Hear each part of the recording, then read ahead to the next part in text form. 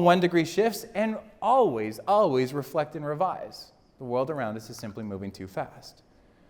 Because when that friction is gone, and maybe you've experienced it, maybe you're experiencing it right now, things are great. What do? Do we take our foot off the gas? Well, no, because as soon as we do, competition comes roaring past us because they're not taking their foot off the gas. They're creating this culture of experimentation. Even when things are good, why not make them a little bit better?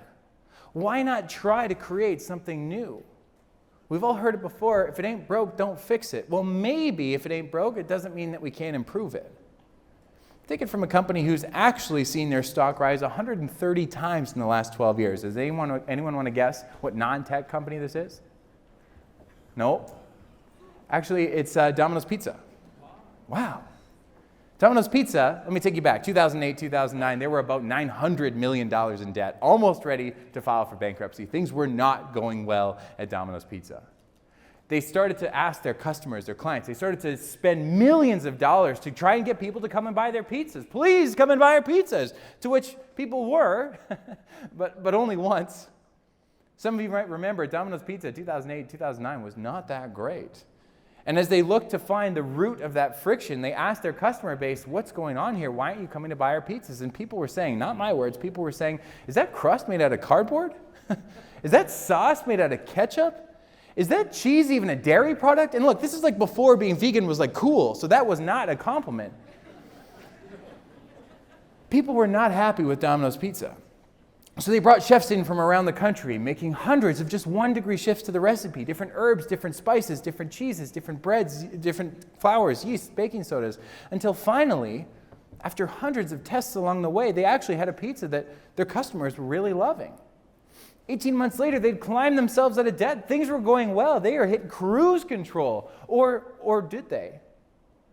No, they heard it before too. If it ain't broke, don't fix it. But no, they knew that because this culture of experimentation got them to where they were, maybe it could get them ahead of the competition too. It's important to note, though, Domino's would tell you that their competition wasn't Panago Pizza, it wasn't Papa John's, it wasn't Pizza Pizza, it wasn't Panago. Did I say that twice? Their competition was themselves. And they were trying to be just a little bit better today than they were yesterday. And if they could repeat that every single day of the week, then maybe they'd have something incredible. So at the time, it wasn't a broken process to call in and order a pizza and then go get it, but they said, maybe we can improve it. Enter the pizza tracker. Now you could see where your pizza was in the process. You could see when it was in the oven, when the quality check was happening. I remember clearly looking through the curtains at home, waiting for that delivery driver to come up because I knew it was coming soon, right? I had the notification. Then they said, well, maybe we can keep experimenting. Maybe we could look at how we're delivering our pizza. Maybe we don't even need drivers to deliver the pizza. They're trying that now too. Maybe we can even look at drone delivery, which, by the way, didn't work, at least not yet. But that's the point of this culture of experimentation. They keep trying, they keep learning, they keep growing, they keep developing.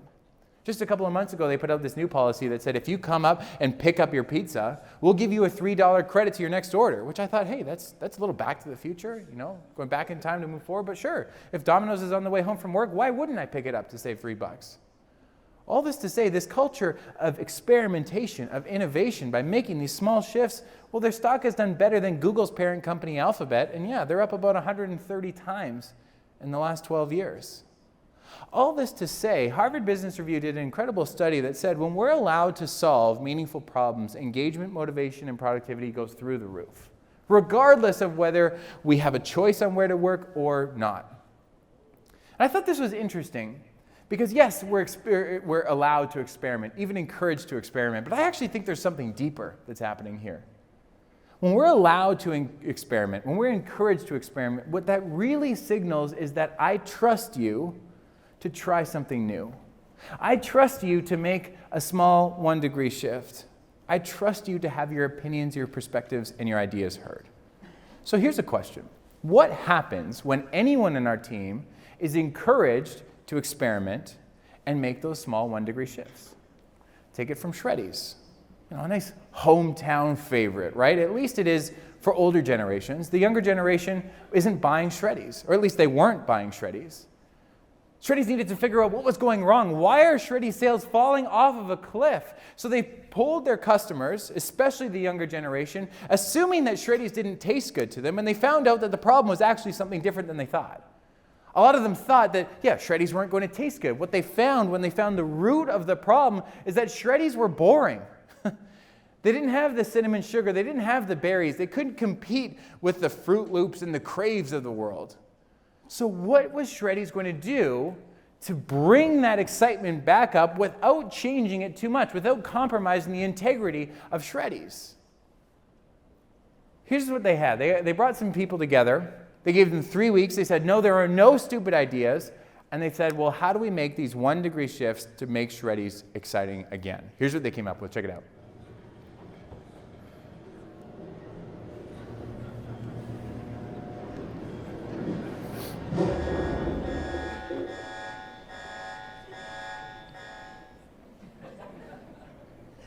Shreddies are supposed to be square. Have any of these diamond shapes got New Diamond Shreddies cereal. Save 100% whole grain wheat in a delicious diamond shape. I mean, come on, right? Look at the new Diamond Shreddies. How could you not get stoked about these new Diamond Shreddies? I didn't really give you many details about the group of people that came together for this campaign, but you might think it was a C-suite, you might think it had been partners, you might think it had been managers that had been there for 15 to 20 years. No, Shreddies decided to go to their interns and to their first-year marketing employees. They said, we'll give you 3 weeks with no budget, ask as many questions as you can, and come back with just a little shift. I mean, I was going to say, this is a 45-degree shift, let's call it what it is, but like a 1-degree shift that allows this product to be just a little bit better than it was. This idea was generated by a 26-year-old intern. His name was Hunter Sommerfeld. He'd been with the company for 3 weeks before this campaign started. And they ran with it. We're talking billboards, we're talking bus ads, we're talking TV spots, we're talking sports arenas. Shreddies sales that next quarter were up 18%. And they continued to run with it. They said, well, why don't we try double Shreddies? Now they're capitalizing on the faults of Shreddies. Now you've got a double Shreddies on your spoon, you can make a wish. Hey, let's do one better. Why don't we make it a contest? What? Now they're saying this double Shreddies is kind of like a fortune cookie. You can make a wish if you get a double Shreddies and maybe your dreams will come true, at least for 7 years.